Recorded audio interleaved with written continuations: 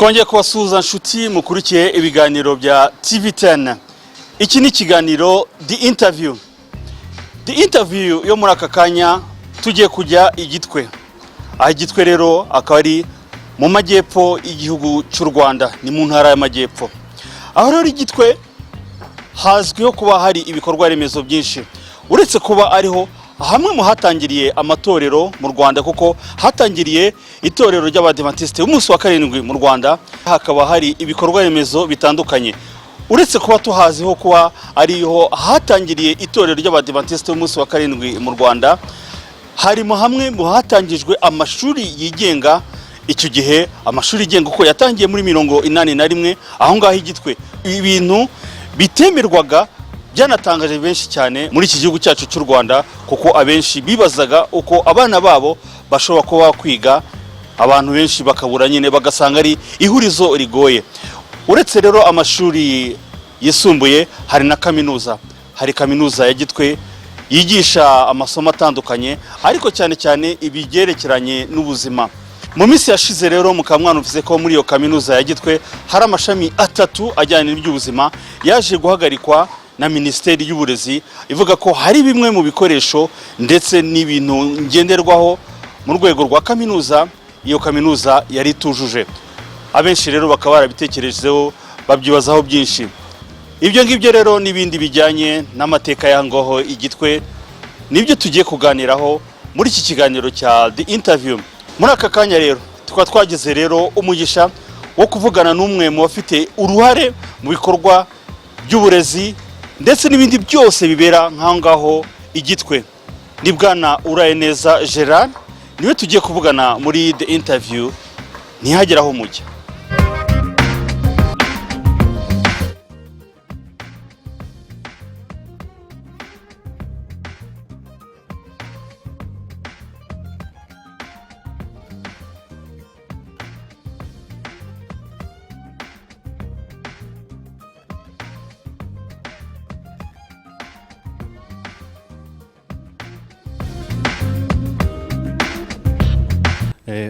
Mubyeyi Urayeneza Gerard, tubaye ikaze mu kiganiro The Interview.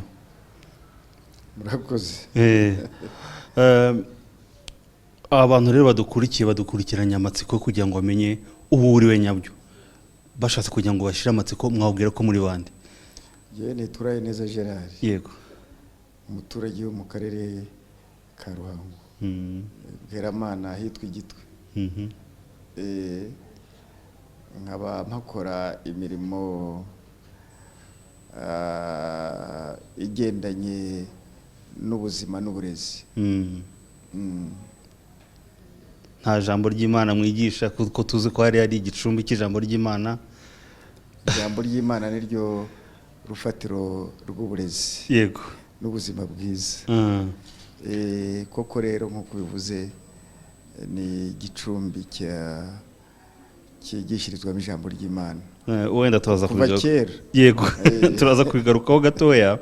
Ariko ikibazo cya mbere ngira ngo mbabaze, kaminuza ya Gitwe turaza kuyivugaho kuri iryo zina rya kaminuza ya Gitwe cyangwa se ni institute. Ubu ngubu reka tubyite ishuri rikuru. Yego.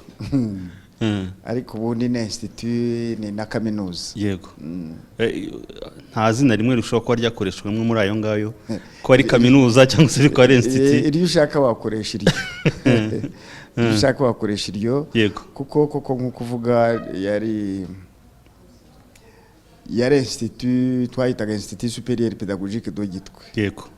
Ariko aho twongereye mwandi mashami anajyanye, ubona atajyanye n'inyito ya kuba institute. Yego. Ndavuga nkaho twongereye ishami ry'ubuganga. Byo bita medical school. Yego. Twasanze ko ishuri ry'ubuganga ridakwiye kuba muri institute, ahubwo institute zishobora kuba muri kaminuza. Niyo mpamvu twasabye inzego za leta zibishinzwe ko zatwemerera dukurikije yuko twujuje ibigendanye n'ubusobanuro bwa kaminuza. Minisiteri y'Uburezi irabishima, itwohereza kuri RGB kuko nigendanye n'ibintu by'amazina. RGB nayo ishingiye kuri recommendation yari hawe na Minisiteri y'Uburezi, nayo imaze kubigenzura itwemerera rero noneho guhindura izina twitwa University of Gitwe. Ndetse dutangira gukoresha iryo zina. Ariko abanyamitegeko ba Minisiteri y'Uburezi basanga hari intambwe twibagiwe. Bavuga yuko twagombaga gukoresha iryo zina rishyashya twemerewe na RGB hamaze gusohoka iteka rya Minisitiri w'Uburezi. Urumva rero twibagiwe akantu gakomeye k'ingenzi. Ejo bundi Minisitiri rero arabitwibutsa. Aravuga ati ntabwo mugomba gukoresha izina rya University of Gitwe iteka rya Minisitiri ritarasohoka.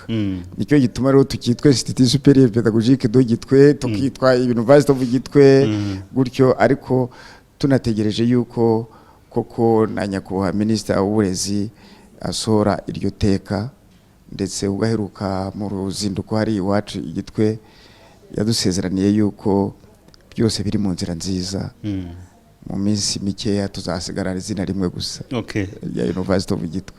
Ariko ubu turacyitwa institut dukurikije nyine amategeko. Yego, ibyo byose iby'uburezi turaza kubiganiraho mu buryo burambuye, ariko reka tubanze tugaruke kuri Gitwe ubwayo. Yego. Ese Gitwe amateka yayo ni ayahe? Kuki yise Gitwe? Bahise Gitwe, nta rindi zina ryigeze ribaho ryahari ahantu? Gitwe buriya ni igicumbi cy'ijambo ry'Imana. Abamisiyoneri ba mbere batuzaniye ijambo ry'Imana, inkuru nziza y'agakiza, inkuru nziza y'umwami Yesu. Niho bahingukiye. Bari barimo umukurambere bita Derove, ndetse n'undi wamukurikiye waje kuhamusanga bita Monieri. Harya rero niho bahingukiye. Ariko mbere yo kuhahingukira bari baje hari nyuma y'intambara ya mbere y'isi yose. aba missionnaire b'abapresbyteriye bahahoze barahunze. Aho rero ba missionnaire b'abadventiste baziye, ndavuga abadventiste umunsi wa karindwi. Yego. Basanga amazara aho ngaho yakorerwagamo n'aba missionnaire b'abapresbyteriane, nta muntu urimo, bayajyamo bayakoreramo hari Rubengera ndetse n'ikirinda. Aho rero intambara ya mbere y'isi yose irangiriye, baba missionnaire b'abapresbyteriane baragaruka, basanga amazu yabo arimo abantu. Bite bati twasanze amazara aho tujyamo. Bati mujye gushaka yanyu. Nuko rero bagiye i Nyanza kwa Musinga, umwami Musinga, bakarera ikibanza. Bazi ikibanza rero, uzi ko umwami Musinga n'aba missionnaire b'abazungu ntabwo bajyaga imbizi, ntabwo baca gukubira. Arababwira ati muzajya ahantu hitwa Igitwe. Igitwe rero hari hafite amateka. Kera ku ngoma z'umwami sinibuka umwami banza ari Ndahiro Cyamatare, yigeze anyura harya Igitwe, hitwaga Nyamirembe. Nyamirembe ryari izina ryaho rya mbere. Yego. Arahanyagirirwa, ahera hamwe hepfo hari akabuga k'indege. Imvura iramunyagira. Ikibuga cy'indege? Hari ikibuga cy'indege. Okay. Imvura iramunyagirira, arazamuka, urabone Gitwe n'umusozi muremure. Yego.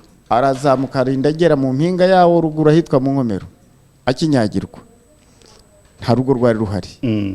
Nibwo rero asubije amaso inyuma arahavuma. Ati ntihakagira umuntu hatura, haba ikidaturwa.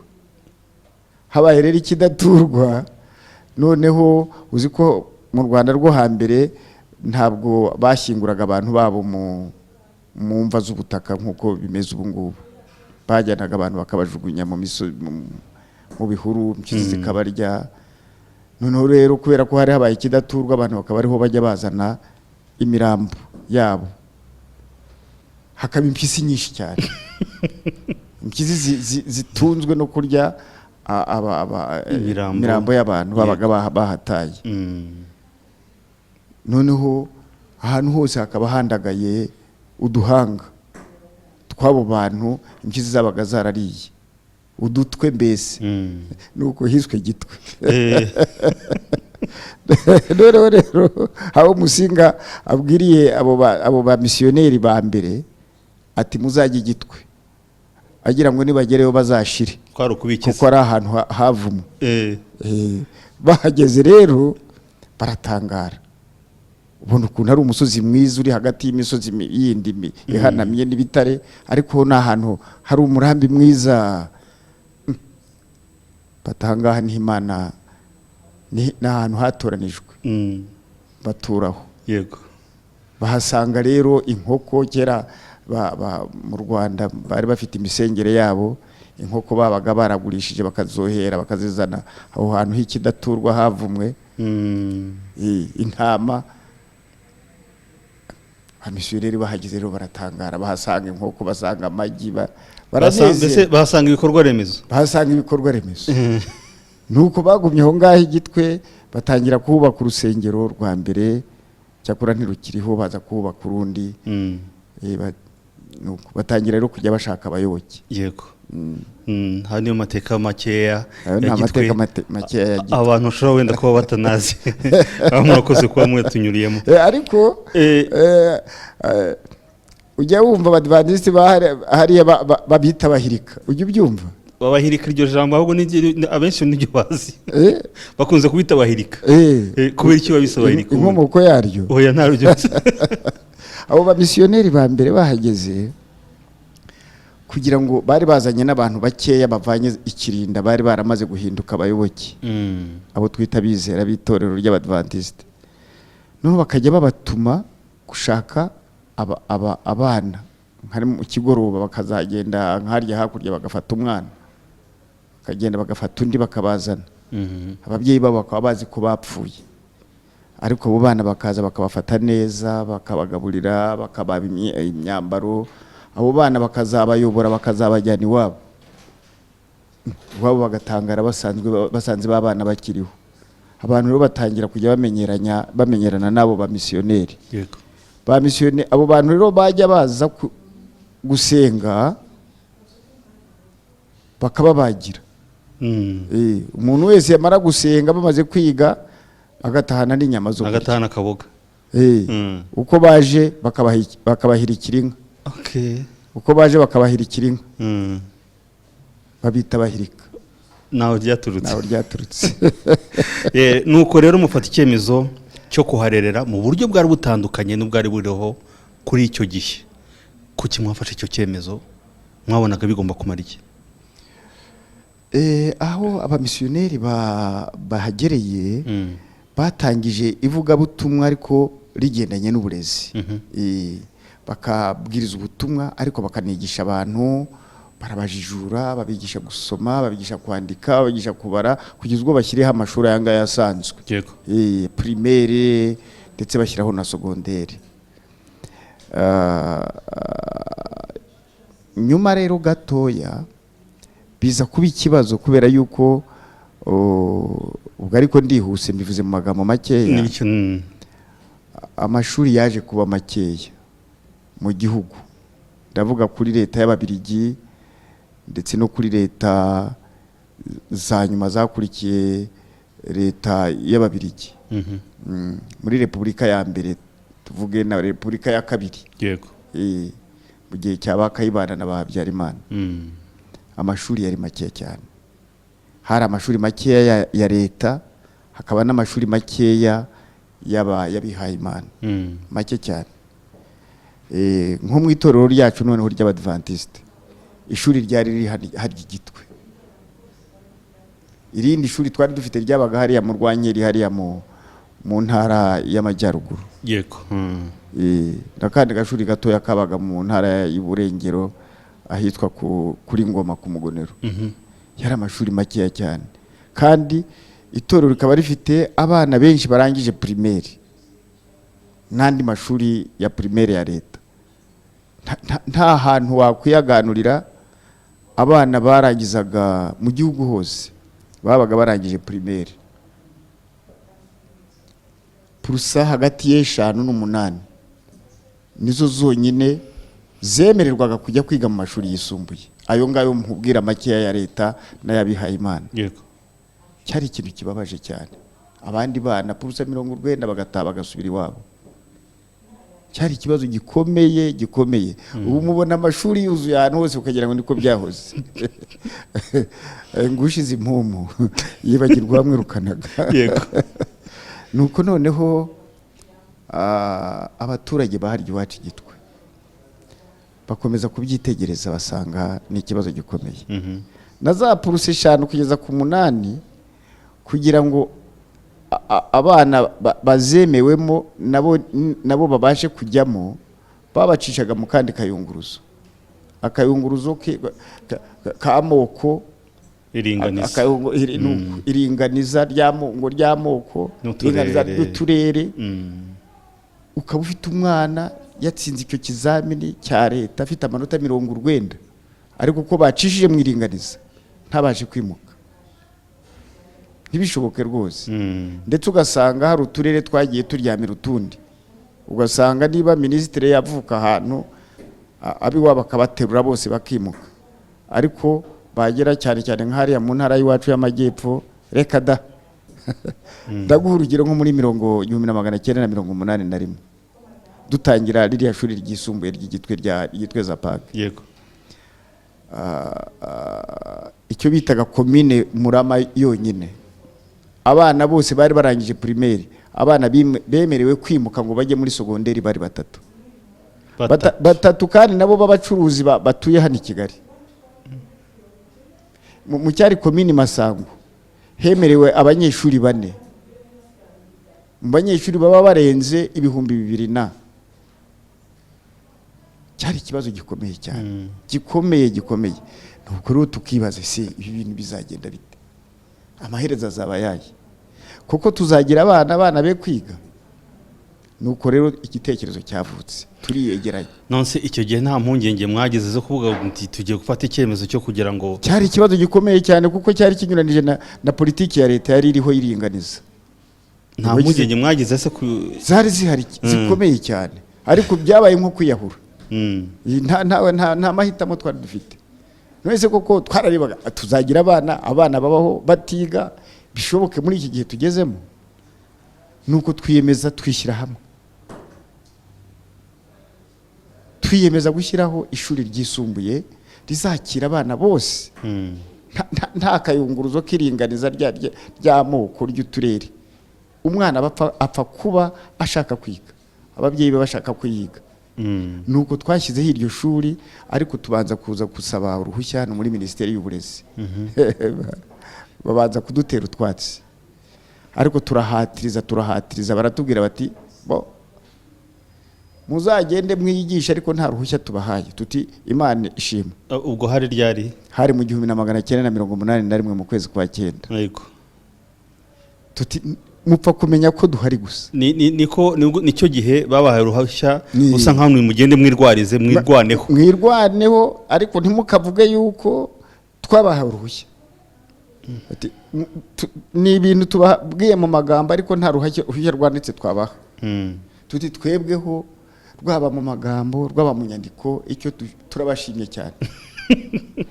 Nuko turagenda turatangiza. Yego. Bitugoye ariko urabyumva. Agashuri kubatse se nta kintu twagiraga, nta na reference twagiraga, nta shuri ryabagaho rinini bura tureberaho. Ariko dutira eglise dutiza utwumba 2 twatangirijemo. Ababyeyi rero barakubita baruzura, abana biraruhanya cyane, ariko turihangana. Abana bose baje turabinjiza bariga. Mwaka ukurikiyeho haza noneho bakubye inshuro nk'eshatu cyangwa, ariko cyane icyo twashaka twifuzaga yuko n'abandi babyeyi baturutse hirya no hino impande bose nabo bazareba icyo gikorwa dukoze, nabo bakazatwigana. Kuko niko byagenze. Baraza rero bati byagenze bite mwabigenze, tukaberekera. Tubaza sitati tubahe kuko twabigenje, twabwira aho twanyuze kuri minisiteri, nabo baragenda baratangira. Ndibuka yuko abatangiye ryari ishuri rya Pakope, ninde ryari hariya mu Ruhengeri ryitwa Picure, ni ryari ku Mugonero hariya Kibuye, hariya cyari Kibuye ryitwa Ezapane. Yego. Niyo mashuri ya mbere yatangiye dukurikiye. Umwaka ukurikiyeho abandi nabo baraza mu mwaka tugeze nko mu mwaka wa 4 nibwo izi za pase zaje ziba hari Kigali za padi za Kabusunzu n'abandi biba mbese nko gutwika ibyatsi byo kubeshya bikwira mu gihugu cyose cya kindi cyari ikibazo cyaha abana badafite aho bajya kwiga kiba gikemutse gityo. Twarishimiye cyane kubera yuko twatangiye igitekerezo cyiza abandi babyeyi bakacyakira kikaba umuti w'ikibazo cyari gikomereye igihugu. Hagatanga umuntu ashobora kwibaza ese uko gutinyuka bigasa nkaho binabahiriye nibanga mwana mufite nikose ntabwo nakubwiye yuko igitwa ari igicumbi cy'amashengesho n'abantu b'Imana. Yego twebwe twizera Imana. Iyo hari ikibazo turagisengera tukizera Imana kuko Imana iba yadusezeraniye yuko izadusubiza. Buryo usomye Bibiliya wasanga amasezerano y'Imana menshi. Buryo cyaba ikintu kiguma ukwizera yuko iki Imana yakubwiye izakigukorera. Imana yarabidukoreye rero koko. Nubwo ubonaga biteye impungenge ariko ntabwo byigeze tugira ubwoba na rimwe. Twarakomeje rwose turakomeza kugeza nubwo byaje kuvamo ishuri rya kaminuza. Yego. Hanze rero hari abantu bajya uhura n'abantu bakivugira ibyo bashatse, hari abantu bajya batekereza ko baba mwarajyanye ngo ibikorwa by'amajyambere bingana kuriya igitwe ari ukugira ngo mukure abadive icyo bita abadivantiste bayirika ngo mukure mu bwigunge bafite kuri. Oya ntabwo abadivantiste bigeze baba mu bwigunge. Oya ni itorero ryakoranye na leta kuva kera kugeza n'uyu munsi wa none. Ni itorero rikorana neza n'ubutegetsi. Ntabwo rero twigeze tuba mu bwigunge. Oya kandi ryagiriye igihugu akamaro. Urebye abantu barijujukiyemo bize mu mashuri y'itorero nta bwigunge. Umuntu ashobora no guhita atekereza kure kungana kuriya n'ibikorwa remezo bingana kuriya biremereye biri hariya. Ntashobora guhita kure kungana kuriya kubera iki? Waruvuze uti kure kungana kuriya. Nka biriya bikorwa byacu koko biri kure ya Kigali. Ariko rero ntabwo ari kure y'ababyeyi baharerera. Ndetse usanga ari ahantu heza ho kwigishiriza kuko ni ahantu hataba ibintu byinshi birangaza abana iyo bahaje baba baje kwiga. Bahava batashye basubiye iwabo mu kiruhuko. Yego. Maze rero Minisiteri y'Uburezi n'inama nkuru y'amashuri makuru na za kaminuza mu minsi yashize byahagaritse porogaramu 3 zigishwa muri kaminuza ya Gitwe zirimo ubuganga, laboratoire ndetse n'ubuforomo. Bivuze ko muyashyiraho mwari mwiteguye icyemezo nka kiriya? Oya ntabwo twari twiteguye kiriya cyemezo. Ariko nta nubwo twakigaye. Ntabwo mwakigaye? Oya kuki mutakigaye? Ntabwo twakigaye. Burya ugira Imana agira umuhwitura. Twaratangiye koko kandi twatangiye dufite umugambi ukomeye n'ubu turacyawufite.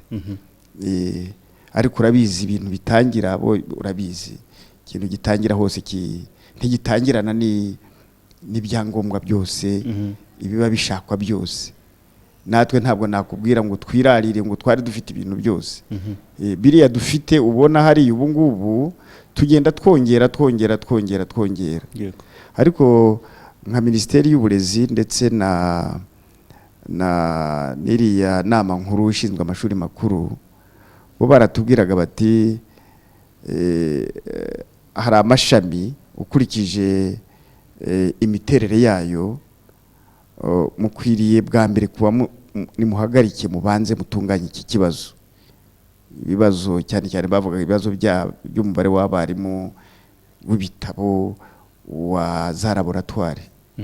Bakatubwira bati mubikoze mutya mwazakomeza noneho bimeze neza. Nicyo cyatumye rero batubwira bati mwe muhagaritse noneho rero mubanze mukora ibingibi natwe tuzababa bugufi tujye tubarebera ko ari byo. Niko twabigenje kandi koko. Ibyo batugiragamo inama twarabikoze. N'izo za laboratoire turazongera ibikoresho bya laboratoire. Ngira ngo wumvise yuko na Minisiteri ubwayo abantu bayo bavuze yuko laboratoire ziri Gitwe ari zimwe mu za mbere zo mu gihugu. Niby'ukuri kandi wari wahanyaruka ngo uterere akajisho urebe, tumva narahageze uzanyaruka urebe ubwo mu mpaye ubutumire nzahagera, bizadushimisha. Yego, bizadushimisha ukazabimenyesha n'abandi. Yego, ubwo noneho ukora mu itangazamakuru. Yego. Byaradufashije. Ni koko ababyeyi byarabahungabanije kubona abana bahagarara hagati mu mwaka. Ni ikintu cyaremereye ababyeyi, kiremerera abana, mbese igihugu cyose, ariko kigira n'umumaro mwiza, kigira n'umusaruro mwiza. Kuko ndibwira yuko niba warumvise, warakurikiye mu makuru, hambere haduherutse gusurwa na nyakubahwa Minisitiri w'Uburezi. Yego, aherekejwe n'umuyobozi mukuru w'inama nkuru y'igihugu ushinzwe amashuri makuru.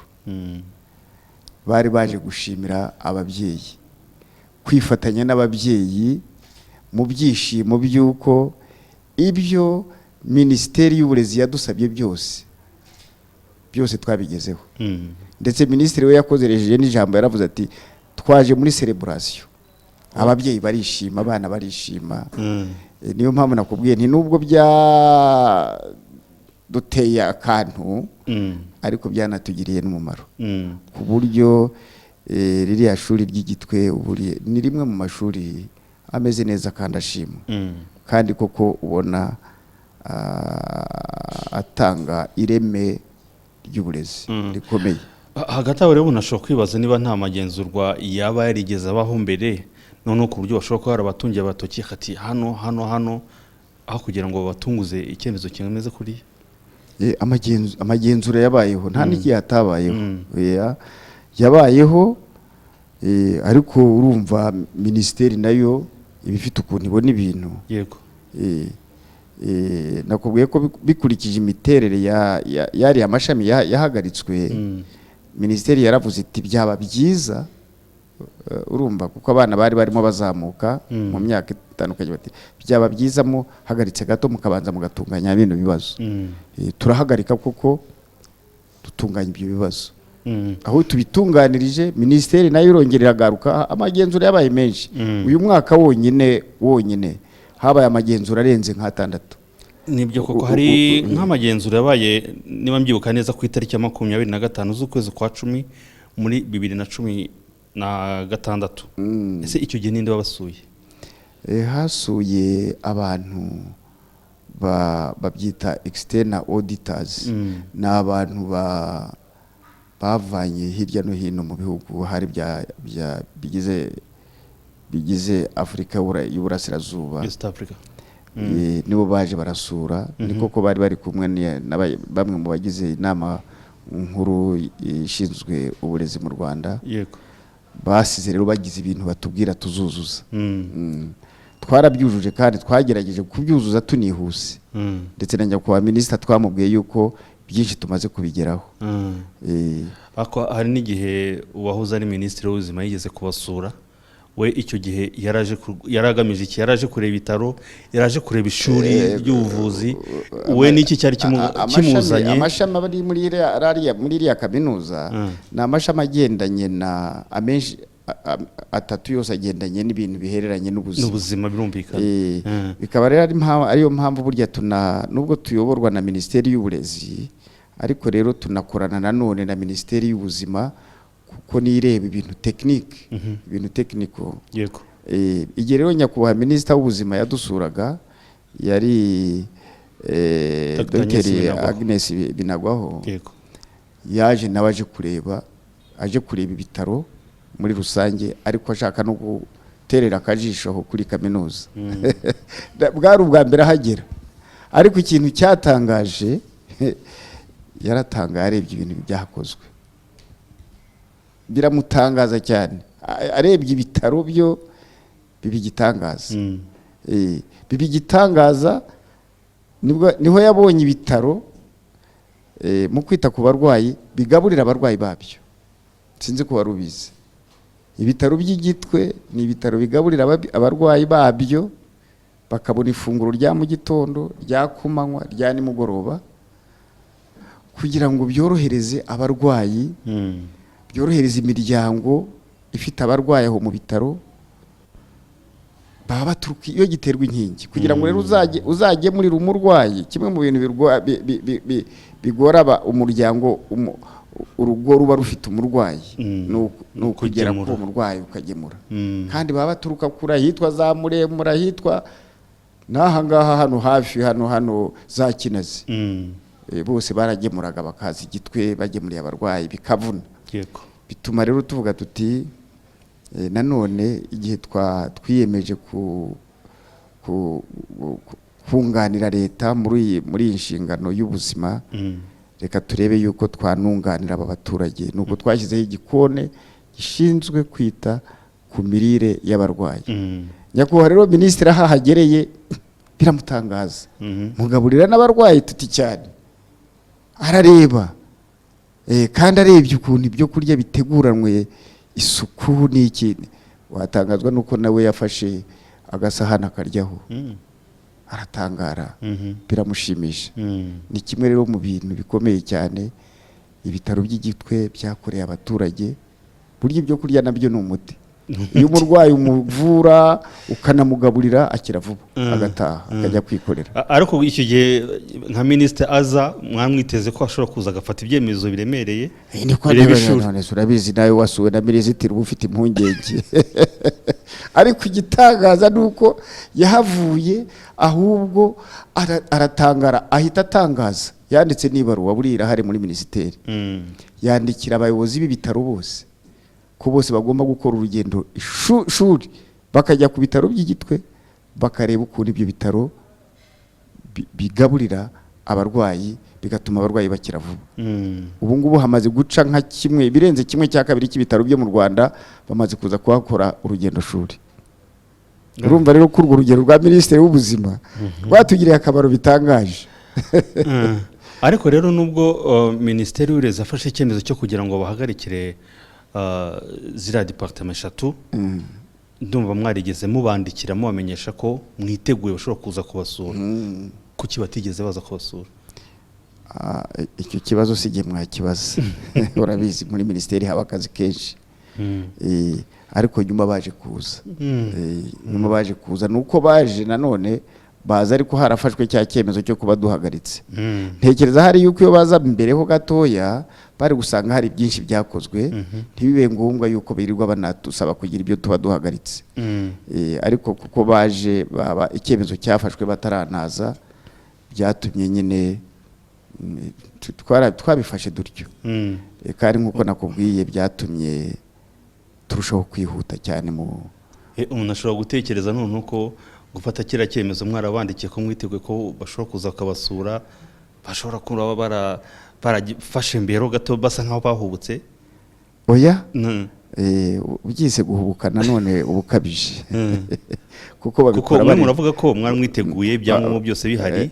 Sinakubwira ko si wakwitegura ukarangiza akantu kose. Niyo witeguye ariko ubuzi yuko hariho ubwo bareba kwiki kandi utaragikoraho. Ntabwo rero mu by'ukuri ntabwo ikosa warihereza kuri minisiteri y'uburezi. Oya, ahubwo twebwe kurikije amikoro yacu urayazi y'abanyarwanda, urayazi hari utuntu tumwe na tumwe tuba tutaramara gukiranura. Bigatuma rero mu by'ukuri kuba barafashe icyo cyemezo kandi hari ibyo tumaze gukora twari tutaranabyuzuza wa mugana, ariko twari mu nzira nziza. Nayo mpamvu nakubwiraga nti ahari yo baza mbereho gatoya baba barasanze ko hari itari ngombwa kwirirwa badufungira, ahubwo bafata ikindi cyemezo. Ariko rero icyo bafashe icyo ari cyo cyose cyatugiriye akamaro. Ariko rero bafashe icyemezo cyo kuba bahagaritse amezi 6. Byaratuzahaje. Ni menshi. Urabyumva? Ni menshi. Byaratuzahaje kuko uzi ko amashuri nkariya yigenga hamwe mu hantu akura amafaranga yo gukoresha yakura mu banyeshuri.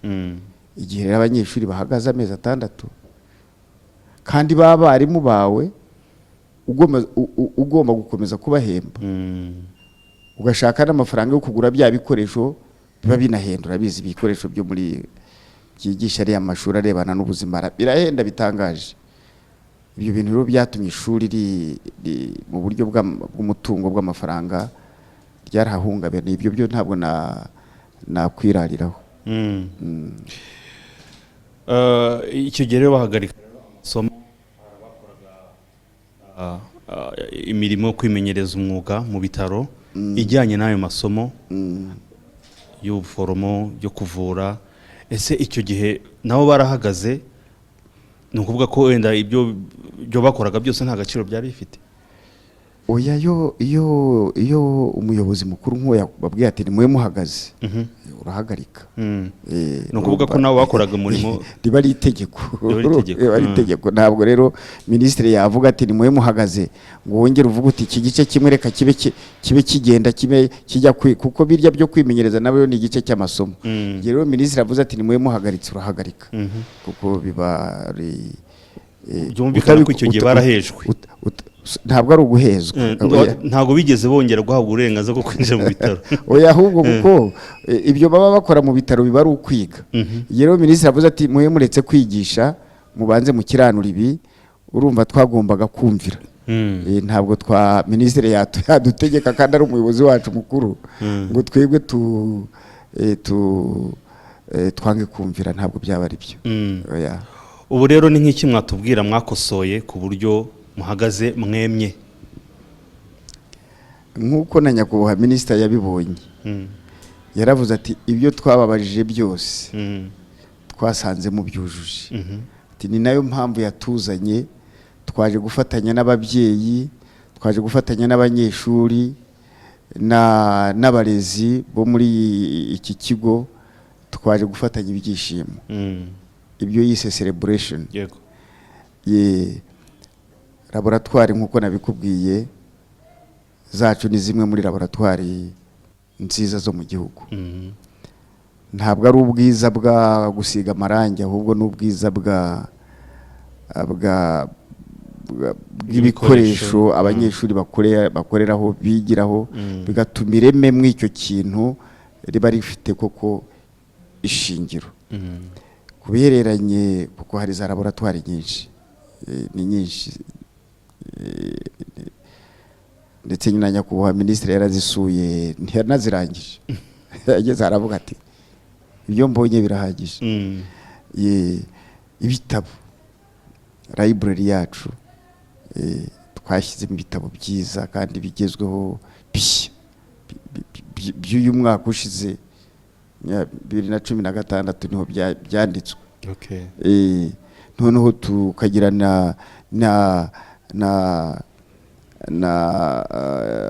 n'ibitabo kuri za software, ibitabo byinshi cyane abanyeshuri baba babifite ku mashini zabo, kuri laptop zabo, kuko umunyeshuri wese wo muri medical school, muri nursing, muri medical laboratory, umuntu wese aba afite laptop ye. Ni itegeko, uretse ko na minisiteri yabidutegetse, ariko twari tunabisangamo. Bituma rero ibitabo byinshi umunyeshuri aba bifite mu mashini ye. Iyo ashatse igitabo n'iki areba mu mashini, atagombye no kuza muri library, ariko yakeneye kuza muri library asangamo ibyo bitabo byose. Ibyo bitabo rero nubwo twari tubisangamo, ariko byinshi nanone twaguze byinshi, tubyongeramo dukurikije inama minisiteri yari yatugiriye. Ku bihereranye rero n'abarimu, twongereye umubare w'abarimu cyane, mu buryo hari amasomo amwe tuba tudafitiye abarimu hano mu Rwanda, twaba tunabafite bakaba ari bakeya cyane. Byatumye twifashisha, twagombye kujya gushaka abandi barimu hariya muri Uganda. Igihe ubwanjye nagombye kujya hariya Makerere n'ahamaze gatatu, ndi kumwe nabo dufatanije tuhashaka abarimu. Tujya hariya i Lagos muri Nigeria, tuhashaka abarimu benshi. Muri Nigeria aho twahavanye abarimu bageze kuri 23 bafite byete bya bindi byo hejuru. Byo hejuru, ariko ku buryo ari abadusura barabitegereje, baravuga bati iki gitego cyo muragitsinze. Ariko icyo nakubwira cyo ni ukugushimira ababyeyi dukorana, gushimira ababyeyi n'abana babo, rwose bagaragaje discipline bamaze gukura hariya muri kiriya kigo. Baritonze, bimwe byo kugugura by'amahane ntabyo bigeze bagaragaza. Baritonze kugeza ubwo nyakubahwa minisita yafashe icyemezo arongera aradufungurira. Ku rwego rw'abarimu harahongemo n'amashuri menshi ahera ku banyeshuri biga muri icyo kigo bakagenda bafasha kugira ngo bongere ubumenyi kugira ngo bazagaruke bakore mu aho bize aho barerewe. Ntamwe niko mubiteganya cyangwa se oya niko tubigira, ntabwo ari ukubiteganya. Ubu ngubu tuba dufite abarimu bacu bakora ibyo bita icyiciro cya gatatu cya kaminuza muri za universite zimwe za hano Uganda, muri Kenya, mu Buhindi. N'ubu hari abamaze kurangiza mu Buhindi baje bafite za PhD zabo muri computer sciences, bafite PhD. Ndibwira ko turi mu ba mbere mu gihugu bafite abarimu bafite PhD muri computer sciences. Simvuga ko n'ahandi badahari ariko numva turi mu ba mbere. Ni nabo mu bushakashatsi bwabo ni nabo bashyizeho system ibitaro by'igitwe bikoresha. Twifuza yuko yazanakora mu bitaro byo mu Rwanda hose, yoroheje akazi. Buryo umurwayi akikandagira ku bitaro bamwinjiza mu mashini, amazina ye biki byose, information yose ye aho ajya hose byose biba biri muri mu mashini. Watangazwa no kubona nta mpapuro za twebwe tucyandikiye kabone, byose biba biri mu mashini kuzageza sohoka ataha. Kandi tugashyiraho na code irinda information z'umurwayi kugira ngo hatagira umuntu wakwinjira mu idosiye y'umurwayi. Ibyo byose byakozwe mu bushakashatsi nabo bari mu bacu. Tukaba tunifuza yuko twatangiye kubiganiraho na nyakubahwa minisita w'ubuzima na minisiteri w'uburezi twarabimubwiye, ariko minisiteri w'ubuzima we twashatse ko nawe yadusura akareba iyo system izoroshya akazi, kuko twebwe tumaze umwaka n'igice dukoresha ubwo buryo. Byoroheje akazi bitangaje ni nka urabizi mashini no kwandikisha intoki ntabwo ari kimwe. Birumvikane kirihuta. Iyo umurwayi urabizi muganga mwandikiye ngo atahe, mu bitaro byaratindaga, umurwayi akirirwa aho ngaho ngo ajye ari muri bimwe byo kumubarira byaki byose. Ubu ngubu ni mu mashini, baravuga bati uyu murwayi muganga aramusezereye, akajya kubasezera agasanga byose byarangiye agahita ataha. Ibyo bintu twifuza ko byakwira no mu bitaro hose, akazi ko mu bitaro kakoroha hirya no hino.